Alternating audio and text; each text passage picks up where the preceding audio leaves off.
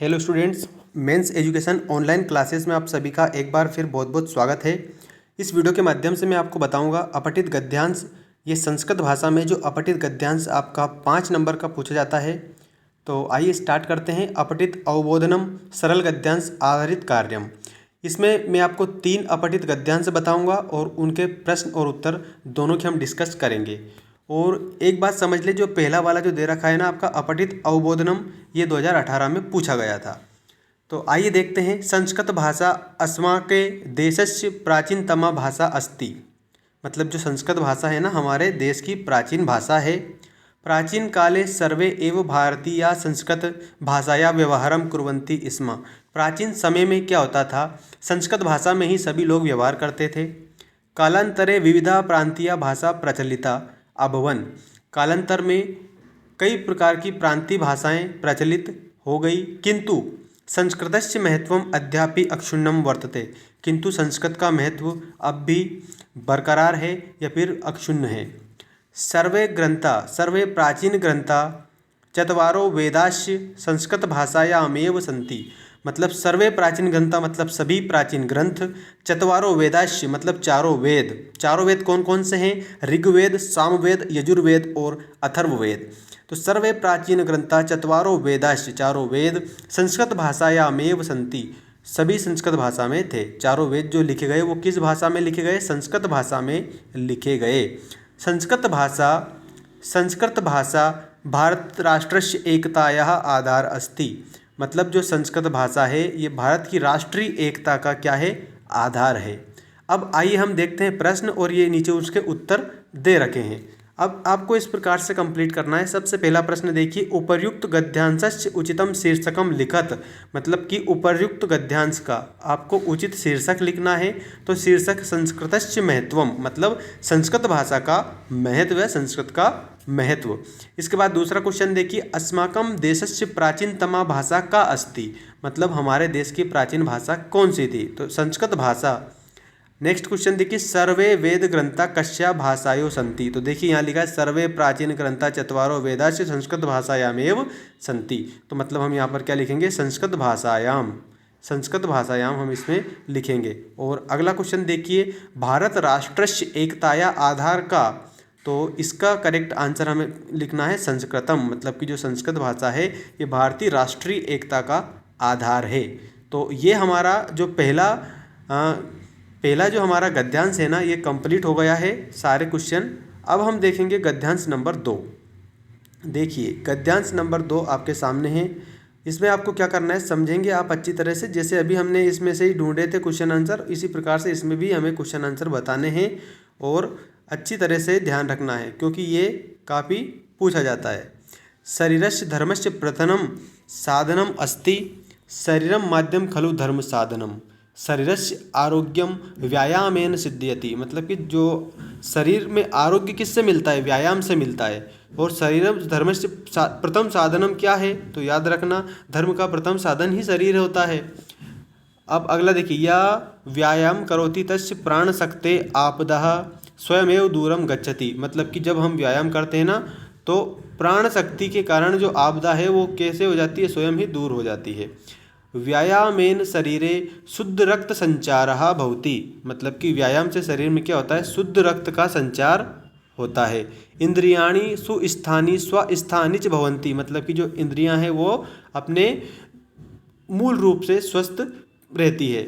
अगला देखिए, जठर अग्नि दीप्तः भवनी। और जो जठर अग्नि है वो तीव्र हो जाती है।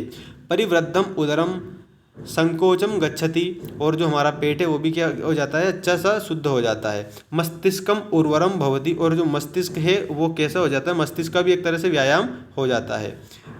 अस्मिन् लोके जने वयो अनुसारम को अपि व्यायामः अवश्यम करणीया।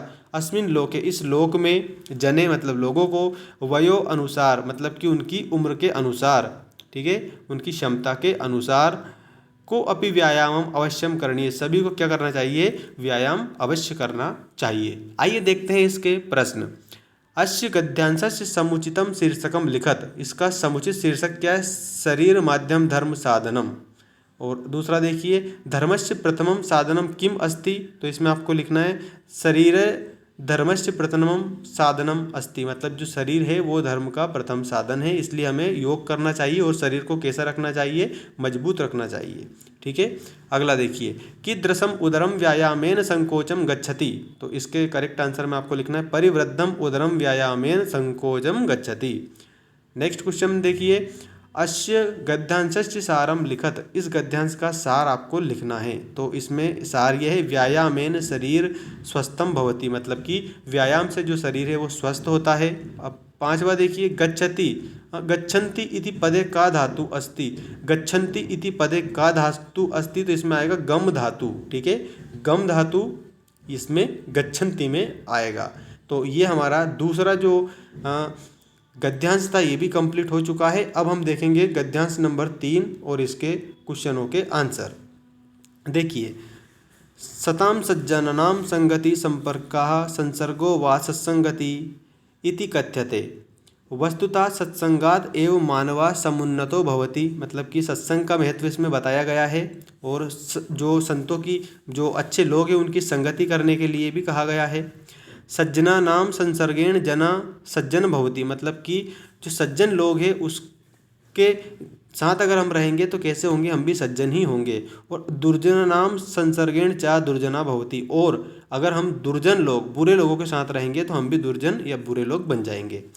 स्थाने एक तो संसर्गजा दोष गुणा भवन्ति इता, अतः स्वसमुन्नति इच्छिता जनेन सर्वदा सतामेव सत्संगति संगति विधिरिया। इसका मतलब ये होता है दोस्तों कि अतः स्वसमुन्नति, मतलब अतः स्वयं की उन्नति की इच्छा करने के लिए हमें क्या करना चाहिए, सर्वदा सतामेव संगति विधेर्यः, मतलब कि हमें संतों की, अच्छे लोगों की, जो कह सकते हैं कि जिनका मन निर्मल होता है, ऐसे लोगों की हमें संगति करना चाहिए। अब देखिए प्रश्न, अस्य गद्यांशस्य शीर्षकम लिखत। इस गद्यांश का शीर्षक लिखिए। तो ये शीर्षक में आप लिखेंगे सत्संगति। दूसरा प्रश्न देखिए, स्वसमुन्नितम इच्छता जनेन किम करणीयम। स्वसमुन्नितम मतलब स्व उन्नति करने के लिए क्या करना चाहिए, तो इसमें उत्तर में लिखें स्वसमुन्नितम इच्छिता जनेन सर्वदा सतामेव संगति विधेया। सतामेव संगति विधेया। इसके बाद में नेक्स्ट देखिए, केन जना सज्जन भवति। केन जना, ये तीसरा प्रश्न है। तो इसमें आपको लिखना है सज्जना नाम संसर्गेण जना सज्जनम भवति, मतलब कि सज्जन लोगों का अगर हम साथ करेंगे तो हम भी सज्जन बन जाएंगे। गद्यांशस्य सारम लिखत। तो गद्यांश का सार ये है सत्संगत एव मानवा समुन्नतो भवति। ये गद्यांश का सार है। और अब लास्ट जो क्वेश्चन है इसका आंसर देखिए। लास्ट क्वेश्चन आपको दिया है दुर्जनः इति सदस्य विलोम शब्दम लिखत, मतलब कि जो दुर्जन शब्द है इसका आपको उल्टा बताना है, विलोम बताना है। ठीक है, तो दुर्जन का सज्जन हो जाएगा, दुर्जन का क्या हो जाएगा, सज्जन। और ये जो सार लिखी है ना, ये सार इसमें देखिए दोस्तों, सार लिखिए। सारांश में आपको ये यहाँ से लिखना है स्वसमुन्नितम इच्छिता जनेन सर्वदा सतामेव संगति विधेया, और दुर्जन का आपको सज्जन लिख देना है। तो ये आपके तीनों अपठित गद्यांश थे, जो कि मोस्ट इम्पोर्टेंट अपठित गद्यांश थे आपकी बोर्ड परीक्षा की दृष्टि से। कक्षा 10वीं मध्य प्रदेश और कह सकते हैं हम कि RBSC और UP बोर्ड आदि के लिए ये सभी अच्छे से कंप्लीट करेंगे। धन्यवाद।